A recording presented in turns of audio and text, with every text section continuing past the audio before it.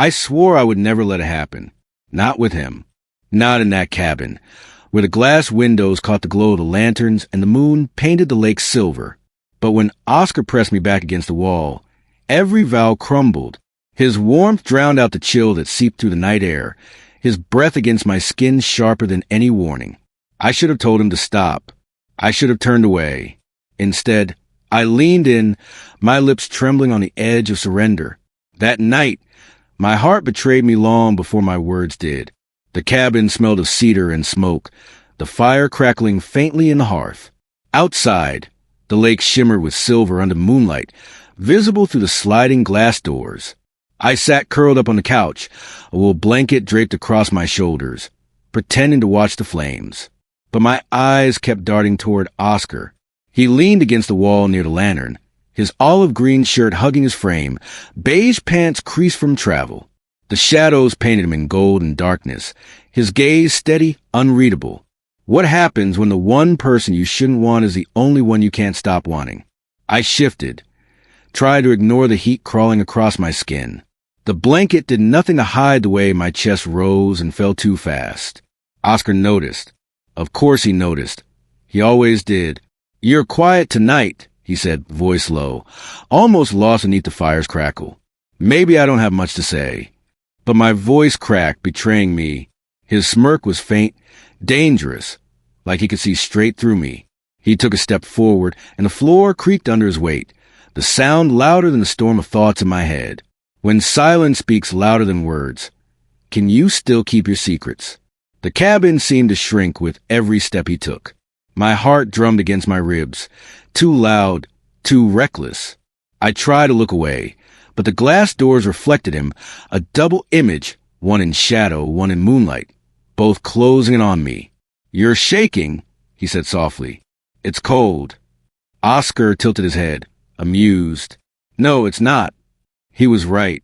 The fire's warmth touched the air, but it wasn't enough to explain the trembling in my hands. It wasn't the cold. It was him. What if the real reason you tremble is the one standing right in front of you? He reached the couch, and I pressed back into the cushions, blanket clutched tight.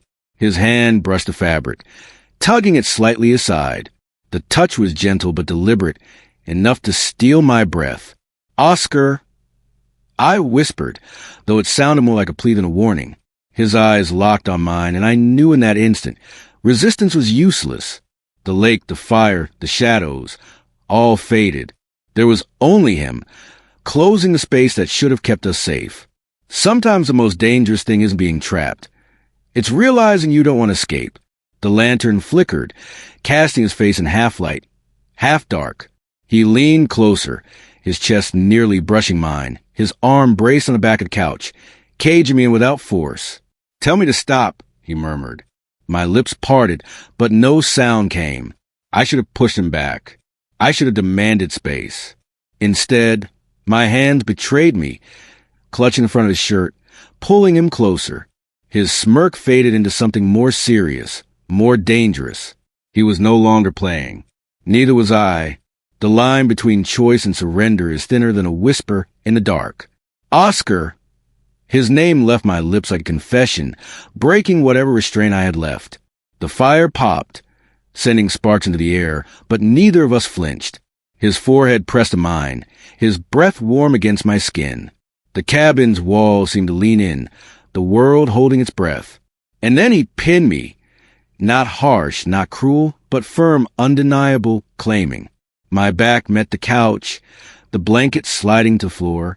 His hand rested at my jaw, tilting my face upward, demanding the truth I'd been hiding. What happens when the moment you fear most becomes the one you crave the deepest? His grip wasn't force. It was gravity, the kind you don't fight because falling feels inevitable. His breath touched my lips, his chest pressing against mine, and I swore my pulse could be heard outside by the lake. "Say it," he whispered, voice sharp and quiet, like it carried the weight of 1,000 unsaid words. "What?" My voice was thin, trembling. "My name." It slipped out before I could stop it. "Oscar." His eyes darkened, and in that instant, the distance between us dissolved. His mouth brushed mine, light, fleeting, devastating. Sometimes one name spoken in the dark is enough to burn down every wall you built. The kiss deepened, not rushed, but deliberate, each second sinking deeper under my skin. His hand cupped the back of my neck, grounding me even as the world spun. I tasted smoke, warmth, the wildness of him, everything I'd sworn to avoid but craved in silence. When he pulled back, his forehead rested against mine. "You should have said no," he murmured. "You wouldn't have believed me." I whispered back. His laugh was low, dangerous, filled with truth. He kissed me again, harder this time, and I stopped pretending resistance ever existed. The most dangerous lie is the one where you pretend you don't want him. The blanket had fallen to the floor, forgotten. His body heat replaced it, hotter than the fire, sharper than the cool air seeping in from the glass doors. The cabin became smaller, tighter, until every breath we took seemed to collide in the space between us. He pressed me deeper into the couch, his hand braced near my shoulder. Not trapping, not forcing, just holding me there, as if daring me to admit what I denied for too long. "Oscar," I said again, softer, weaker. He smiled against my lips. "That's twice. I'm keeping count." When even your own name feels meaningless, it becomes everything. The fire snapped, shadows dancing across the cabin walls. His lips trailed down, grazing my jaw, each touch a brand. My hands tangled in his shirt, pulling him closer, like distance itself was unbearable. "You know this changes everything." I breathed. He lifted his head, his eyes steady, certain. "Good." That one word crushed the last of my resistance. I wasn't falling anymore. I had already fallen. There was no bottom, only him. What if the change you fear is the only freedom you've been waiting for? The glass doors revealed the moonlit lake beyond us, calm and endless, a contrast to the storm in my chest. His thumb stroked over my cheek, soft in a way that didn't match the force of his presence. "Do you regret it?" he asked, though he didn't move away. "No." The answer was out before I could think. His lips brushed mine again, lighter this time, reverent almost. "Then don't start now."